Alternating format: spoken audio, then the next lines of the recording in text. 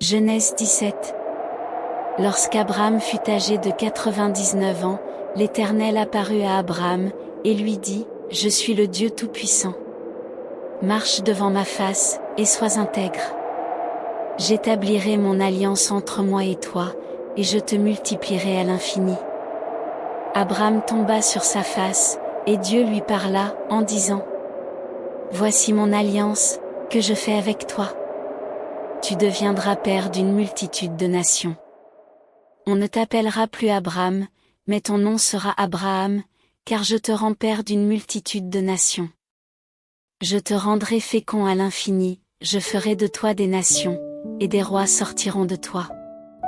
J'établirai mon alliance entre moi et toi, et tes descendants après toi, selon leur génération, ce sera une alliance perpétuelle, en vertu de laquelle je serai ton Dieu et celui de ta postérité après toi. Je te donnerai, et à tes descendants après toi, le pays que tu habites comme étranger, tout le pays de Canaan, en possession perpétuelle, et je serai leur Dieu. Dieu dit à Abraham, « Toi, tu garderas mon alliance, toi et tes descendants après toi, selon leur génération. C'est ici mon alliance, que vous garderez entre moi et vous, et ta postérité après toi, tout mâle parmi vous sera circoncis. Vous vous circoncirez, et ce sera un signe d'alliance entre moi et vous. À l'âge de 8 jours, tout mâle parmi vous sera circoncis, selon vos générations, qu'il soit né dans la maison, ou qu'il soit acquis à prix d'argent de tout fils d'étranger, sans appartenir à ta race. On devra circoncire celui qui est né dans la maison et celui qui est acquis à prix d'argent, et mon alliance sera dans votre chair une alliance perpétuelle. Un mâle incirconcis, qui n'aura pas été circoncis dans sa chair, sera exterminé du milieu de son peuple, il aura violé mon alliance.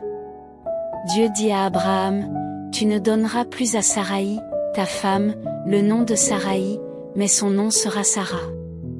Je la bénirai, et je te donnerai d'elle un fils, je la bénirai, et elle deviendra des nations, des rois de peuples sortiront d'elle. » Abraham tomba sur sa face, il rit, et dit en son cœur, « Naîtra-il un fils à un homme de 100 ans? Et Sarah, âgée de 90 ans, enfanterait-elle? » Et Abraham dit à Dieu, « Oh, qu'Ismaël vive devant ta face. » Dieu dit, « Certainement Sarah, ta femme, t'enfantera un fils, et tu l'appelleras du nom d'Isaac. J'établirai mon alliance avec lui comme une alliance perpétuelle pour sa postérité après lui. À l'égard d'Ismaël, je t'ai exaucé. Voici, je le bénirai, je le rendrai fécond, et je le multiplierai à l'infini, il engendrera 12 princes, et je ferai de lui une grande nation. J'établirai mon alliance avec Isaac, que Sarah t'enfantera à cette époque-ci de l'année prochaine. » Lorsqu'il eut achevé de lui parler, Dieu s'éleva au-dessus d'Abraham. Abraham prit Ismaël, son fils, tous ceux qui étaient nés dans sa maison et tous ceux qu'il avait acquis à prix d'argent, tous les mâles parmi les gens de la maison d'Abraham, et il les circoncit ce même jour, selon l'ordre que Dieu lui avait donné. Abraham était âgé de 99 ans, lorsqu'il fut circoncis. Ismaël, son fils, était âgé de 13 ans lorsqu'il fut circoncis. Ce même jour, Abraham fut circoncis, ainsi qu'Ismaël, son fils. Et tous les gens de sa maison, nés dans sa maison, ou acquis à prix d'argent des étrangers, furent circoncis avec lui.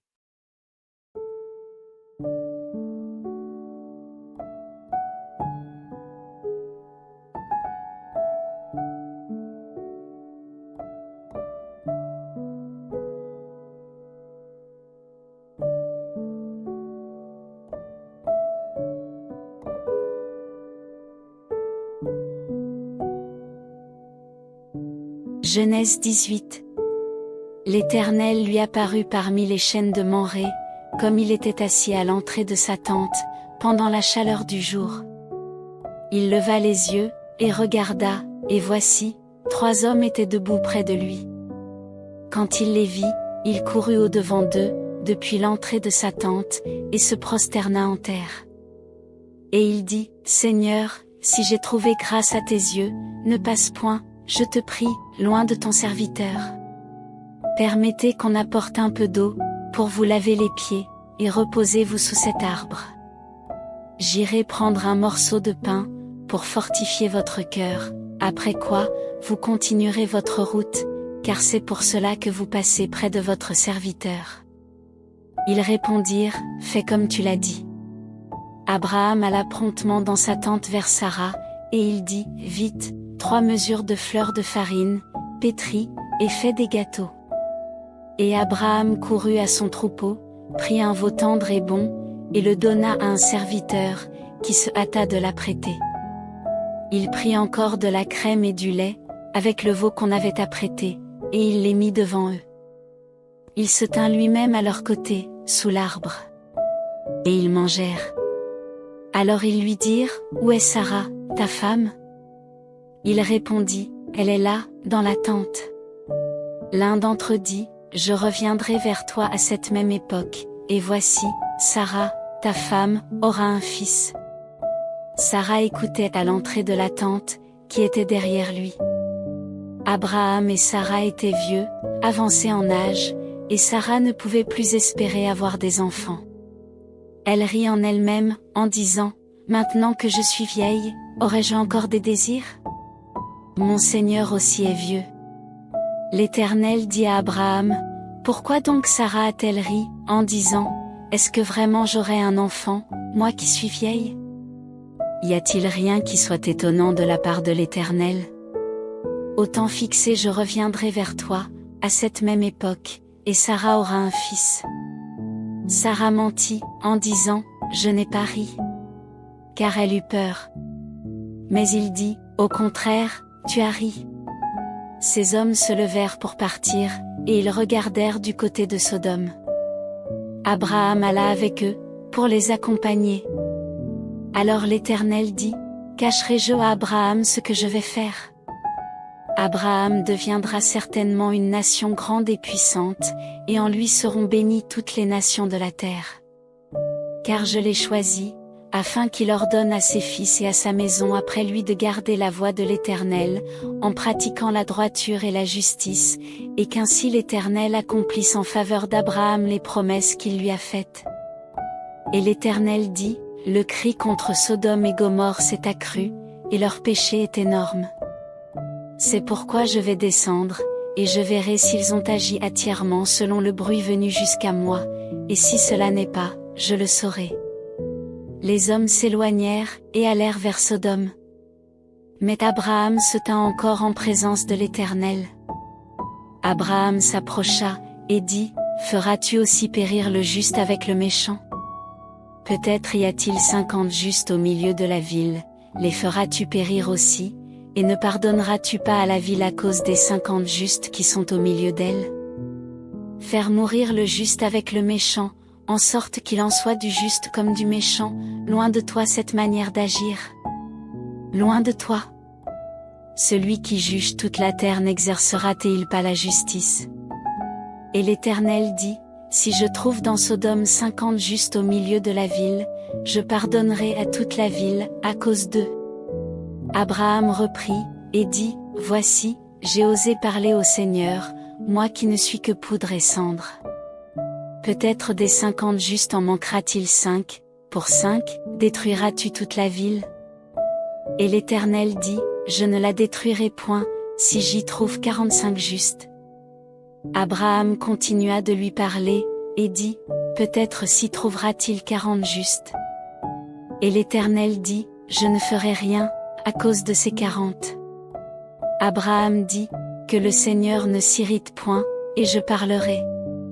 Peut-être s'y trouvera-t-il 30 justes. Et l'Éternel dit, je ne ferai rien, si j'y trouve 30 justes. Abraham dit, voici, j'ai osé parler au Seigneur. Peut-être s'y trouvera-t-il 20 justes. Et l'Éternel dit, je ne la détruirai point, à cause de ces 20. Abraham dit, que le Seigneur ne s'irrite point, et je ne parlerai plus que cette fois. Peut-être s'y trouvera-t-il 10 justes.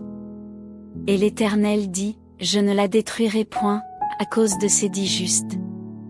L'Éternel s'en alla lorsqu'il eut achevé de parler à Abraham. Et Abraham retourna dans sa demeure.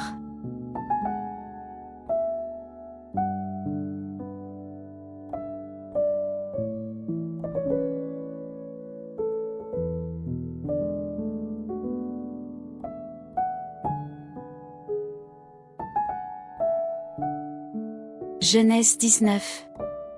Les 2 anges arrivèrent à Sodome sur le soir, et Lot était assis à la porte de Sodome. Quand Lot les vit, il se leva pour aller au-devant d'eux, et se prosterna la face contre terre. Puis il dit, Voici, mes seigneurs, entrez, je vous prie, dans la maison de votre serviteur, et passez la nuit, lavez-vous les pieds, vous vous lèverez de bon matin, et vous poursuivrez votre route. Non, répondirent-ils, nous passerons la nuit dans la rue. Mais Lot les pressa tellement qu'ils vinrent chez lui et entrèrent dans sa maison. Il leur donna un festin, et fit cuire des pains sans levain. Et ils mangèrent. Il n'était pas encore couché que les gens de la ville, les gens de Sodome, entourèrent la maison, depuis les enfants jusqu'aux vieillards, toute la population était accourue. Ils appelèrent Lot, et lui dirent, Où sont les hommes qui sont entrés chez toi cette nuit? Fais-les sortir vers nous, pour que nous les connaissions. Lot sortit vers eux à l'entrée de la maison, et ferma la porte derrière lui. Et il dit, Mes frères, je vous prie, ne faites pas le mal. Voici, j'ai 2 filles qui n'ont point connu d'homme, je vous les amènerai dehors, et vous leur ferez ce qu'il vous plaira. Seulement, ne faites rien à ces hommes puisqu'ils sont venus à l'ombre de mon toit. Ils dirent, Retire-toi. Ils dirent encore, Celui-ci est venu comme étranger, et il veut faire le juge. Eh bien, nous te ferons pique à eux. Et, pressant Lot avec violence, ils s'avancèrent pour briser la porte. Les hommes étendirent la main, firent rentrer Lot vers eux dans la maison, et fermèrent la porte.